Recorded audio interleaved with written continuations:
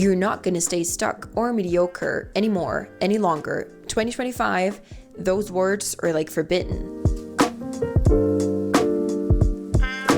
I know I am not the only one who wants 2025 to become the year where we do the things we say we're going to do and where we achieve the things we want to achieve. But I also know I'm not the only one who have said this and then watched next year become an exact copy of last year. So to not make that happen and to make sure that we step into our full potential in 2025, I've made 3 steps for you that will make sure that you get there. The truth is that it is a choice to stay stuck and to stay mediocre. It's also a choice to change and to make the decision to change. And it all comes down to this one decision, a really, really committed decision that enough is enough. 2025 is the year where we are going to change. And I know for a lot of people, it's like, oh, that's a very big decision. Like, I have to change my whole life around to become this other person that I'm not. It's not really true. It's a lot of small decisions that create this illusion of one big decision. So let me take you through it, girl. These following 3 steps that I have for you are decisions that you can make right now. You're not gonna stay stuck or mediocre anymore, any longer. 2025, those words are like forbidden. Number 1 is to decide to think better of yourself. I've heard Bob Proctor say this before, like the freaking legend in personal development. You are not who you think you are. You are who you think they think you are. Let's rewind, take that one more time. You are who you think they think you are. If this is the first time you hear this, it almost sounds like a riddle, but let's take the phrase a little apart. It's a statement to make you reflect about the people close to you.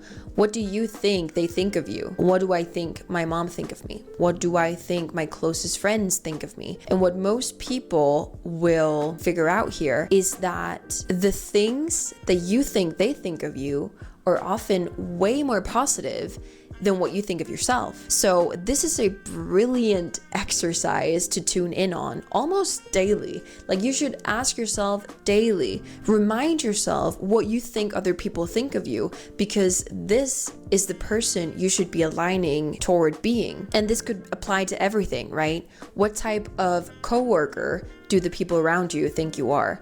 What type of parent? What type of friend? How do they think you are emotionally, financially, discipline-wise? It could be anything. If you want to take it a step further, go ahead and ask them, because you will often be surprised by their answer, especially if you're used to your own thinking, which, let's be honest here, is probably more negative than what you think they think of you. So just aligning with this person that you think they think of you, you will already take another step closer to your full potential. When you can think of this daily, when you can actually align yourself, when you can start taking action based on this person, honey. Number 2, you only feel as good as you look. Listen, I hate to make this about appearances, and I don't want to talk about like the way God made you. Like, we all look differently.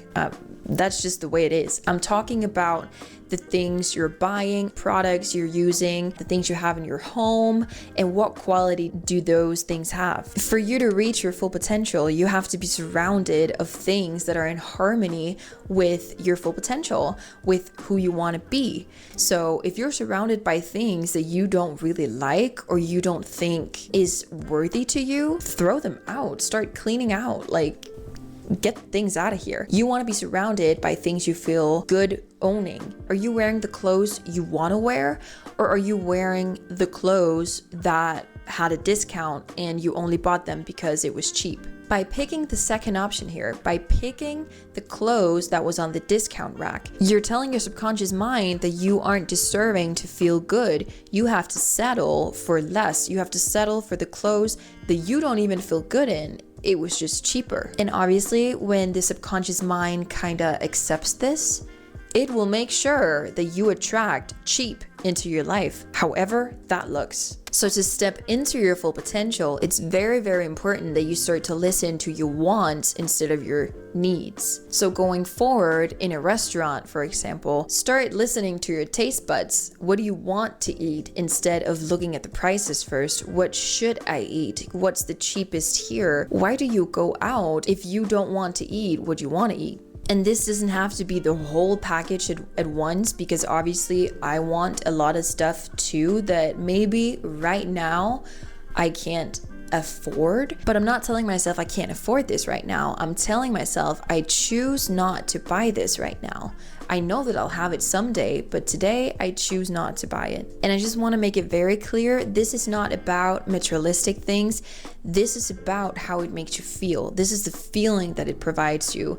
And yeah, if that is a designer bag, get the designer bag. If that's a nail appointment, go to the nail appointment. If it's a lash, go to the lash appointment. Like whatever it is, do it. But make sure you do and buy the things that makes you feel good, because the more you put yourself in that frequency, the more you put yourself in that vibration, the more you can kind of force your full potential out, because you keep aligning yourself with the person you want to be. And just remember that if you keep sweeping these things under the rug and telling yourself, I'm not worth that, I can't do that because I don't usually do that, honey, lift that rug, get the dirt out. You don't want to tell your subconscious mind that you're unworthy or whatever you want to do. You are super worthy.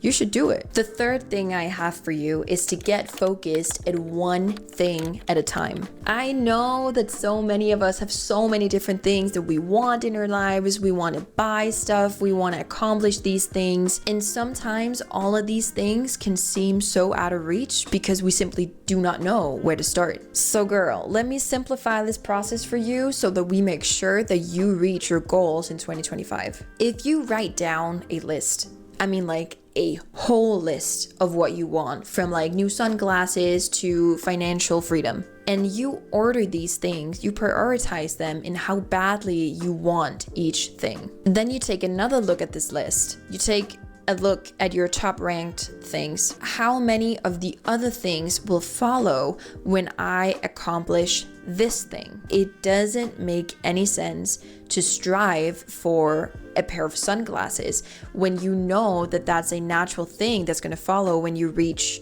financial freedom. Obviously, if it's financial freedom you want, it could be 1,000 other things. The most important thing here is that you just choose one thing and you hone in on that one thing. You make that your focus throughout 2025. If you try to multitask, if you try to focus on 10 different things, you're probably going to sit by December 31st next year and look back and be like, what did I accomplish?